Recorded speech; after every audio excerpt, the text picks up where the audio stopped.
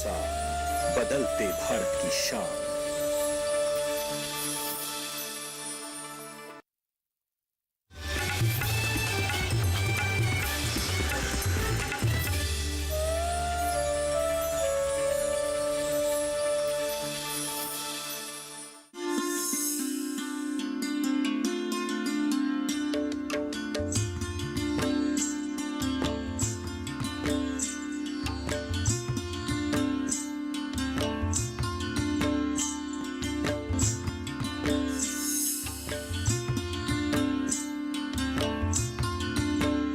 नमस्कार, आप देख रहे हैं दूरदर्शन किसान कार्यक्रम गांव किसान में आप सभी का स्वागत है। मैं हूं आपके साथ ज्योत्सना टंडन।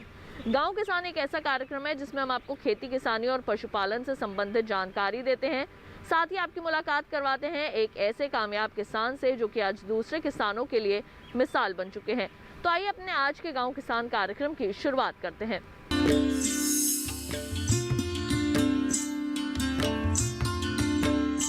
आइए कार्यक्रम की शुरुआत करते हैं सेगमेंट खेती किसानी से। किसान भाइयों बहनों, अपने आज के सेगमेंट में लेकर आए हैं आपके लिए कुछ बेहद ही दिलचस्प जानकारियां कृषि जगत से संबंधित, इस उम्मीद के साथ कि ये जानकारियां आप सभी के जरूर काम आएंगी।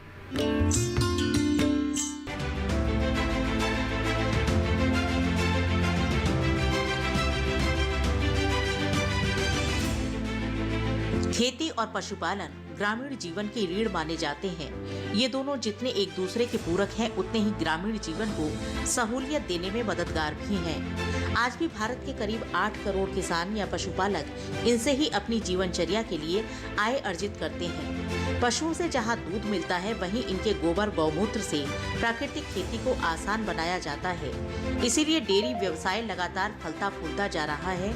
इसे और सहज बनाने में बायोगैस प्लांट सबसे अच्छे विकल्प साबित हो रहे हैं। बायोगैस प्लांट से जहां खाना बनाने के लिए गैस मिलती है, वहीं बची हुई स्लरी से प्राकृतिक खाद। और इसकी सबसे अच्छी बात यह है कि इससे गोबर और कृषि अवशेषों का सही तरीके से निपटान हो जाता है और खेतों में आने वाले खर्च को कम किया जा सकता है।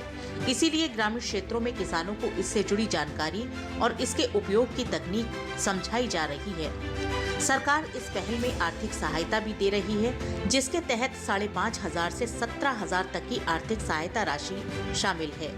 विशेषज्ञ बताते हैं कि गोबर की उपलब्धता और मौजूदा जरूरत के हिसाब से बायोगैस प्लांट का आकार बड़ा या छोटा किया जा सकता है। यदि किसी किसान या पशुपालक के पास 2 पशु भी हैं, तो भी बायोगैस प्लांट का लाभ लिया जा सकता है। वहीं गौमूत्र का इस्तेमाल कीटनाशक के रूप में किया जा सकता है। इतना ही नहीं, इससे मिलने वाली गैस से बिजली के उपकरणों को भी चलाया जा सकता है। वहीं बड़े पैमाने पर इसकी सहायता से धान की मिलें, उद्योग और फैक्ट्रियों को ऊर्जा मिल सकेगी, जिससे ऊर्जा संकट का एक पारस्परिक विकल्प निकाला जा सकता है। इसके अलावा पेट्रोलियम मंत्रालय की ओर से 2018 से 2022 तक करीब 5,000 बायोगैस संयंत्र स्थापित करने की योजना पर कार्य किया जा रहा है। एक और अच्छी बात यह है कि इस तरह से मिलने वाली बायोगैस के कई फायदे हैं, जैसे इसके उपयोग से प्रदूषण नहीं होता है, यानी ये पर्यावरण के लिए अच्छा है। साथ ही बायोगैस के लिए उपयोग होने वाला कच्चा माल आसानी से उपलब्ध हो जाता है, जो ग्रामीण क्षेत्रों में बहुतायत में मिल जाएगा। माननीय प्रधानमंत्री जी का कहना भी है कि पशुपालन देश के छोटे किसान की अतिरिक्त आय का बहुत बड़ा साधन बन जाता है। माननीय प्रधानमंत्री जी का कहना भी है कि पशुपालन देश के छोटे किसान की अतिरिक्त आय का बहुत बड़ा साधन बन सकता है। भारत के डेयरी उत्पाद विदेशों का बहुत बड़ा बाजार है, जिसमें आगे बढ़ने की बहुत सारी संभावनाएं हमारे पास हैं। साथ ही पशुपालन महिलाओं के आर्थिक उत्थान, उनकी उद्यमशीलता को आगे बढ़ाने का बहुत बड़ा जरिया है। इसके अलावा हमारा पशुधन बायोगैस, जैविक खेती, प्राकृतिक खेती का भी बहुत बड़ा आधार है। और इसका जो उद्देश्य है वो ये है कि आजकल ऑर्गेनिक फार्मिंग पे भी जोर बढ़ रहा है और हम किसानों को ये सलाह देते हैं कि कृषि के साथ साथ आप एक समेकित कृषि प्रबंधन करें, यानी इंटीग्रेटेड फार्मिंग सिस्टम, जो कि यहाँ की एक परंपरा भी रही है कि कृषि और उसके साथ साथ पशुपालन, ताकि ये एक दूसरे के पूरक हैं और किसानों को ज़्यादा से ज़्यादा मुनाफा मिल सके। तो अगर किसान के पास 2 दुधारू पशु हैं और उसके साथ साथ कुछ बकरियां हैं, कुछ उसके पास मुर्गियां हैं, तो उसके हमेशा आमद भी आती रहेगी और जोखिम भी घटेगी। तो अगर मान लो उसके पास 2 पशु हैं, उससे मिलने वाले गोबर को वो गोबर गैस प्लांट के अंदर, जो ये हमारा बायोगैस प्लांट है, इसमें डालें और उसको एजिटेट करें और उसके बाद में उसको सड़ने के लिए छोड़ दें। तो जो उससे गैस बनेगी वो आप देख सकते हैं कि पीछे एक पाइप से ले जाके और दूसरे रूम में ले जाया जा रहा है। और उस गैस को हम जैसे एलपीजी से कोई भी चूल्हा जला सकते हैं, गैस स्टोव जला सकते हैं, वो स्टोव जला के और पशुओं का जो रातिब है राशन उसको पका सकते हैं और उससे एक बल्ब भी जला सकते हैं। जैसे कि गैस का मेंटल होता है, उसी तरह से रात को उससे रोशनी ले सकते हैं। तो आम के आम गुठली के दाम, जो पशुओं से दूध मिलेगा उसके साथ साथ जो गोबर मिलेगा उस गोबर का भी उपयोग हो सकेगा। और स्लरी जो बाहर निकलेगी उसमें वो सब गुण हैं जो कि फार्म यार्ड मैन्योर के अंदर होते हैं। तो ये बहुत ही अच्छी योजना है और विद्यार्थियों को हम ये दिखा के और उनको प्रेरित करते हैं कि आप हमेशा सरकारी जो नौकरियां हैं उसी की तरफ न भागें, आप अपने किसी फार्म पे भी ये सब योजना लगा सकते हैं। इसी तरह से आपने भी देखा कि जो गौमूत्र है उस गौमूत्र को संग्रहित करते हैं और गौमूत्र को संग्रहित करके और उसको फ़िल्टर करके और स्प्रेयर में भर के और हम जो हमारी फसलें हैं उसमें पर्णीय छिड़काव करते हैं। इसके पीछे जो सोच रही वो ये थी कि गौमूत्र के अंदर भी नाइट्रोजन होता है और उस नाइट्रोजन वैसे ही वोलेटाइल होता है, तो वो अमोनिया बन के और उड़ जाता है। तो जो आपको एक अजीब सी स्मेल लगती है किसी भी पशुशाला में, वो अमोनिया गैस की होती है। तो वो अमोनिया गैस उड़ के और हमारे वातावरण में यूं ही व्यर्थ चली जाती है। तो उस गौमूत्र को हम 1 भाग गौमूत्र और 4 भाग पानी मिलाकर अगर छिड़काव करते हैं तो हमारे पौधों की जो वानस्पतिक बढ़वार है, ये हमारा स्वानुभूत नुस्खा है। बढ़वार अच्छी होती है और उसकी उत्पादकता अच्छी होती है क्योंकि हरापन उसमें बढ़ जाता है। जब क्लोरोफिल बढ़ता है तो फोटोसिंथेसिस बढ़ेगा और पशुओं की जो हमारे पौधे हैं उनकी उत्पादकता बढ़ेगी। बायोगैस संयंत्र गांवों की तस्वीर बदलने में सबसे बड़े सहायक सिद्ध हो सकते हैं। एक तरफ जहां इनसे घरेलू ईंधन की समस्या से निजात मिलेगी, वहीं दूसरी तरफ किसान रासायनिक खेती को छोड़कर प्राकृतिक खेती की ओर आसानी से मुड़ सकेंगे। इससे खेती में आने वाले खर्च कम होंगे और पैदावार में इजाफा दर्ज हो सकेगा। तो अभी आपने देखा सेगमेंट खेती किसानी। इसके साथ ही कार्यक्रम गांव किसान में वक्त हो चला है एक छोटे से ब्रेक का। जल्द लौटेंगे वापस अपने अगले सेगमेंट के साथ। आप कहीं मत जाइए, देखते रहिए दूरदर्शन किसान।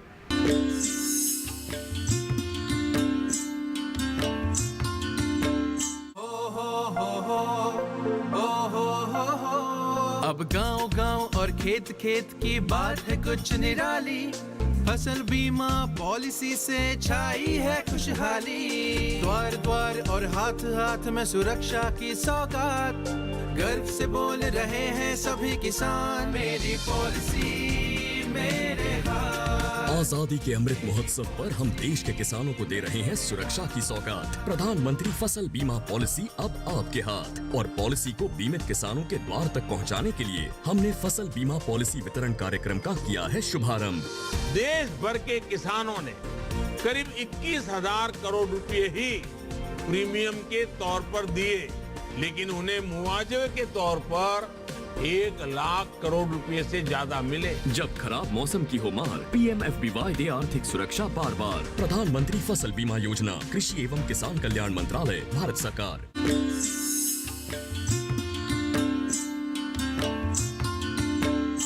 ब्रेक के बाद एक बार फिर आप सभी का स्वागत है कार्यक्रम गांव किसान में। आइए कार्यक्रम में बढ़ते हैं आगे और अब देखते हैं सेगमेंट हमारा पशुधन। किसान भाइयों बहनों, पशु ही हमारा असली धन है, इसलिए उनसे से ज्यादा उत्पादन हासिल करने के लिए उनका आहार भी अच्छा होना चाहिए। आइए आज आपको पशुपालन से संबंधित देते हैं कुछ विशेष जानकारियां।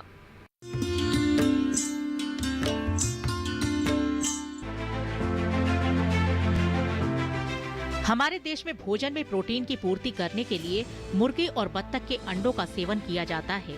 घरेलू स्तर पर इनका पालन आम है, वहीं व्यावसायिक तौर पर इनका पालन करने के लिए छोटे स्तर से शुरुआत की जा सकती है। इसके अलावा खेती के साथ साथ भी बत्तख पालन किया जा सकता है। देश की कुल पोल्ट्री में करीब 10% हिस्सा बत्तखों का है, लेकिन स्वास्थ्य के प्रति बढ़ती जागरूकता के साथ ही इसके मांस और अंडे की खपत में इजाफा देखा जा रहा है। यही मांग इस क्षेत्र के अवसर के द्वार खोलती है। बत्तख के उत्पादन क्षमता की बात करें तो आमतौर पर उन्नत नस्ल की बत्तख एक साल में 280 से 300 अंडे तक दे सकती है। अंडे का वजन 65 से 70 ग्राम के बीच होता है। वहीं मुर्गी की तुलना में बत्तख के मांस से मुनाफा भी ज्यादा होता है। इस तरह देखा जाए तो बत्तख पालन घाटे का सौदा नहीं है। इसे और लाभ का बनाने के लिए किसान मछली पालन के साथ बत्तख पालन करें तो एक समय में कई गुना मुनाफा कमाया जा सकता है। इसके लिए बत्तखों का बाड़ा तालाब के ऊपर बनाएं, जिससे मछलियों को प्राकृतिक भोजन मिलेगा, साथ ही खाद्य और पूरक आहार का अतिरिक्त भार कम हो जाएगा। एक अनुमान के मुताबिक 1 एकड़ के तालाब में मछलियां और करीब 120 बत्तखें पाली जा सकती हैं। लेकिन इस मुनाफे के व्यवसाय में आय बनी रहे और नुकसान कम हो, इसके लिए कुछ बातों का ध्यान रखना चाहिए। ये सावधानियां तब ज्यादा बढ़ जाती हैं जब तापमान में गिरावट हो। इस दौरान चूजों को कैसे सुरक्षा दें, आइए जानते हैं। कृत्रिम गर्मी में 15 दिनों तक सेए गए चूजों को पालने में सावधानी बरतें। ठंड से सुरक्षा देने के लिए चूजों को टीन गार्ड के घेरे में रखें। आवास में 200 वाट का ऊपरी शेड लगाकर बल्ब फर्श से 2 फुट ऊंचा लगाएं। अंडों के निकले चूजों को फर्श पर रखने से पहले चटाई जरूर बिछा दें। 5 से 6 हफ्ते तक हर 2 से 3 दिनों में चटाई को धूप में सुखाएं। चूजों को टूटे चावल का बारीक दाना पानी में भिगो कर दें। 1 महीने के बाद ही चूजों को तालाब में छोड़ें, लेकिन शिकारी जानवरों से रक्षा के प्रबंध करें। अब बात कर लेते हैं बत्तखों की सुरक्षा की। तो इस मौसम में उन्हें भी विशेष देखभाल की जरूरत होती है। कल जैसे कि आप देख रहे हो कि जो युवा पीढ़ी है हमारी, वो खेती बाड़ी के कामों से कटती जा रही है। तो उस चीज़ को ध्यान में रखते हुए, क्योंकि आजकल की जो सोच है, जो हमारे बड़े बुजुर्ग हैं, वही ये कहते हैं कि अगर कोई बच्चा पढ़ लिख लिया है तो उसको सिर्फ नौकरी करनी चाहिए। इस सोच को बदलने के लिए जिससे कि हमारी नई पीढ़ी खेती बाड़ी के कामों में कुछ करे, तो इस चीज़ के लिए मैंने फिर ये अपना खेती से जुड़ा हुआ काम शुरू किया। इसमें शुरुआत में मैं 1000 डकलिंग लेकर के आया था। 1000 डकलिंग की कॉस्ट जो मुझे पड़ी थी, एक बच्चे की कॉस्ट, मुझे एक डकलिंग की कॉस्ट 65 रुपये पड़ी थी और 4000 रुपये मेरा किराया आया था। तो लगभग आप ये मानो कि 70,000 रुपये की मेरी शुरुआती खर्च आई थी। उसके बाद 1 महीने बाद में मैंने फिर 1000 बच्चे मंगाए थे। आज जो मेरे पास में हैं टोटल 2000 बर्ड्स हैं।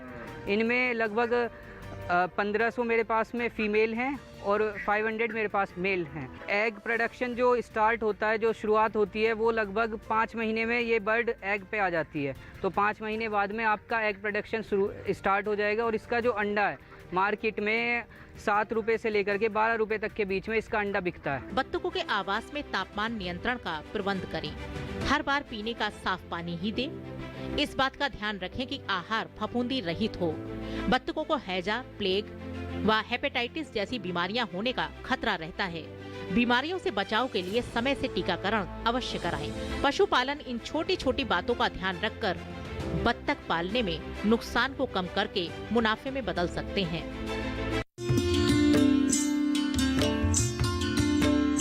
आइए कार्यक्रम गांव किसान में बढ़ते हैं आगे और अब एक नजर डाल लेते हैं इस माह के पशुपालक कैलेंडर पर। मच्छर मक्खी जैसे बाह्य परजीवियों को नियंत्रित करने के लिए जरूरी दवाओं का इस्तेमाल पशु चिकित्सक की सलाह से करें। आने वाले समय में पशुओं में गर्भ संबंधी रोगों की समस्या होने पर तुरंत चिकित्सीय परामर्श लें। यदि दूध उत्पादन में कमी हो रही है तो पशुओं के आहार पर विशेष ध्यान दें। जरूरत होने पर चिकित्सक की सलाह पर पशु के दूध, मूत्र, खून आदि की जांच करवाएं। आने वाले महीनों में पशुओं को पर्याप्त हरा चारा मिलता रहे, इसके लिए ज्वार, मक्का, लोबिया, सोरगम, बाजरा और सूडान जैसे हरे चारे की बुआई करें। पहले बोए गए हरे चारे जैसे बरसीम, जई आदि की सिंचाई 10 से 15 दिन के अंतराल पर करते रहें। हर मौसम में खिलाया जाने वाला चारा जैसे हाइब्रिड नेपियर, गिनी घास इत्यादि की रोपाई पहले से तैयार किए गए खेतों में करें। गर्मी के मौसम में हरे चारे की कमी को पूरा करने के लिए हरे चारे से साइलेज तैयार करें। पशुओं को उनकी शारीरिक स्थिति व आवश्यकता के अनुसार उचित मात्रा में खनिज मिश्रण दें। एक पशु को 30 से 50 ग्राम खनिज लवण प्रतिदिन देना चाहिए। इस मौसम में पशुओं को खुरपका, मुंहपका, एंथ्रेक्स, रेबीज व अन्य रोगों से सुरक्षा देने के लिए टीकाकरण कराएं। गांव किसान कार्यक्रम में वक्त हो चला है एक और छोटे से ब्रेक का। जल्द लौटेंगे वापस लेकर कामयाब किसान की कामयाबी की कहानी। आप कहीं मत जाइए, देखते रहिए दूरदर्शन किसान।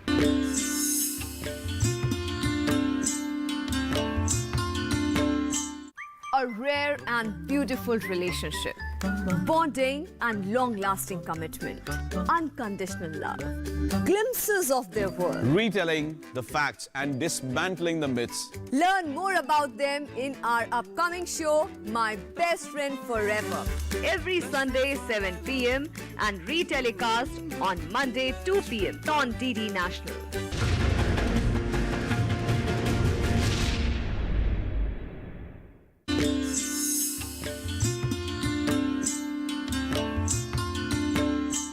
ब्रेक के बाद एक बार फिर आप सभी का स्वागत है कार्यक्रम गांव किसान में। आइए कार्यक्रम में बढ़ते हैं आगे और अब देखते हैं सेगमेंट कामयाब किसान की दास्तां।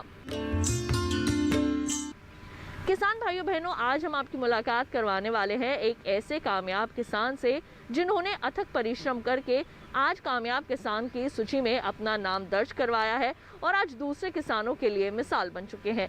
तो आइए जानते हैं उनकी सफलता की ये कहानी।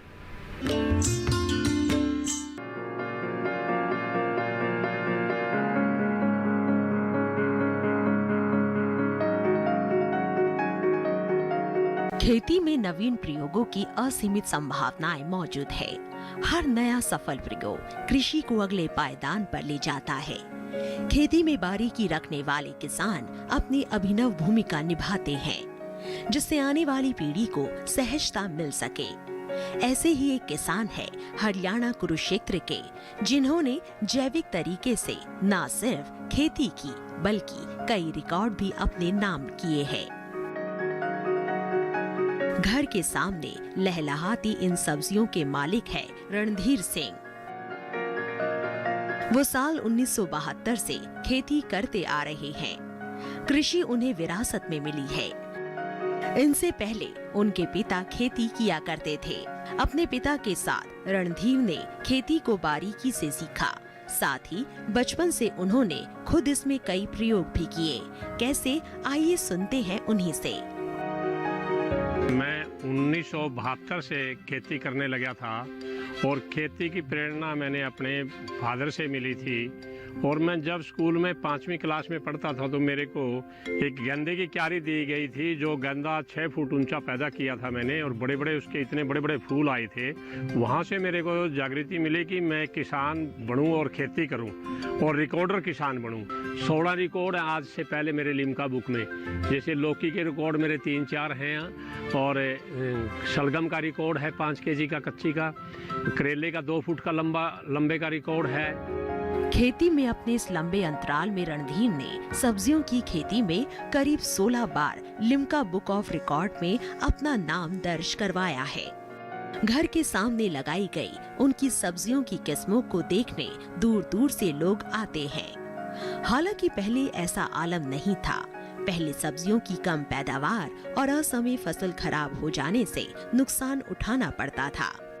लेकिन फिर उन्होंने जैविक खेती को अपनाया। नई तकनीकों को समझने के लिए कृषि मेलों का सहारा भी लिया। इन तमाम जानकारियों का ही नतीजा है कि आज वो अपने 5 एकड़ के खेत में सफल खेती कर रहे हैं। उनके खेत में मुख्य रूप से टमाटर, बैंगन, ब्रोकली, गोभी, भिंडी और मिर्च लगी हुई है। वो बाजार में मांग के अनुसार भी सब्जियों की खेती करते हैं। फसल में गुणवत्ता बनी रहे, इसके लिए वो गोबर से बनी खाद, मुर्गियों के मल से बनी खाद और शुगर मिल से निकले अपशिष्ट की खाद का प्रयोग करते हैं। यही वजह है कि उनके खेतों में होने वाली पैदावार बाकी किसानों से अलग होती है। बैंगन कच्चा में कोई दवाई नहीं डालता रासायनिक, और मैं सिर्फ नीम की दवाई डालता हूँ। नीम का घोल या नीम के पत्ते गर्म करके वो डालता हूँ उससे। और रतालू भी लगा हुआ है मेरे यहाँ, तो जो सर्दियों में खाते हैं। जिमीकंद भी लगा हुआ है मेरे यहाँ पर। और जी मैंने अभी नई गोभी लगाई है, टमाटर लगाया है, गाजर लगाई है और आलू लगाना है, अभी खेत तैयार है। और इधर मैंने भिंडी लगा रखी है। और ये भिंडी है जो इसकी एक बार लगाई थी, देसी वैरायटी भी है और हाइब्रिड भी, दोनों है मेरे पास। और कोई सी में भी मैंने रासायनिक दवाई नहीं डाली, ना रासायनिक खाद डाला, देसी खाद डालता हूँ। वो अपने खेत में 5 फुट 5 इंच की लौकी, 3 फुट की अरबी और 700 ग्राम का लहसुन उगाने का रिकॉर्ड अपने नाम कर चुके हैं। सिंचाई पे जैसे लौकी है, लौकी में हम फल्डिंग नहीं करते। लौकी है, लौकी के अंदर फल्डिंग नहीं करेंगे हम, वैसे पानी डाल देंगे, फुहारे से डालते हैं, फुहारे से देते हैं। वैसे पानी अगर फल्डिंग करेंगे तो घिया इतनी बढ़िया नहीं होती। उस दूसरी सब्जियों में जैसे आलू है, आलू के अंदर तो देना पड़ता है पानी, जैसे नालियों में पानी दे दिया तो आधी से ज़्यादा नाली नहीं डूबने देते हम। पानी मतलब कम से कम पानी दो, जितना कम से कम जल्दी दे दो, ज़्यादा ठोक के सब्जी में पानी देना चाहिए। अगर ज़्यादा ठोक के पानी दे दिया सब्जी में तो सब्जी नहीं रहेगी बिल्कुल भी। तो मेरे पास एक उसकी बेरी है थाईलैंड की, जिस पे 1.5 साल की बेरी पे 1 क्विंटल बेर लगा था, उसमें गुच्छों में लगती है। अगर किसान इसकी खेती करे तो बेर की खेती करे तो बहुत लाभदायक है। और उसी के पास मैंने एक मिर्च लगा रखी है, वो HAU एग्रीकल्चर यूनिवर्सिटी हिसार की है, गुच्छों में लगती है, 8-8, 10-10, 5-5, 6-6 में लगती है और पूरे साल लगती रहती है। और वो पूरी चरसरी है, दो मिर्चों में ही परिवार का पूरा काम हो जाता है और उसमें मरोड़िया भी नहीं आता, ये सबसे बड़ी बात है। और फलों में मैंने लगा रखे है, बेलपत्थर लगा रखे है और दूसरा ग्रेप फ्रूट लगा रखे है और सीडलेस मेरे पास किन्नू भी है, दूसरा किन्नू भी है और HAU का भी किन्नू है मेरे पास एक। ये पौधे मैंने इसके लगा रहे। अमरूद है HAU का, हिसार सफ़ेदा, और एक मेरे पास है 1 kg का अमरूद है। ये किचन गार्डन में है मेरा ये चीज़ें। रणधीर सिंह अपने खेतों में सब्जियों के अलावा मसाला फसलें भी लगाते हैं, साथ ही गन्ने की उपज भी लेते हैं, जिनमें वो किसी भी प्रकार के रसायन का इस्तेमाल नहीं करते, क्योंकि खेती करना उनका शौक है, जिसे वो जैविक तरीके से पूरा करते आ रहे हैं।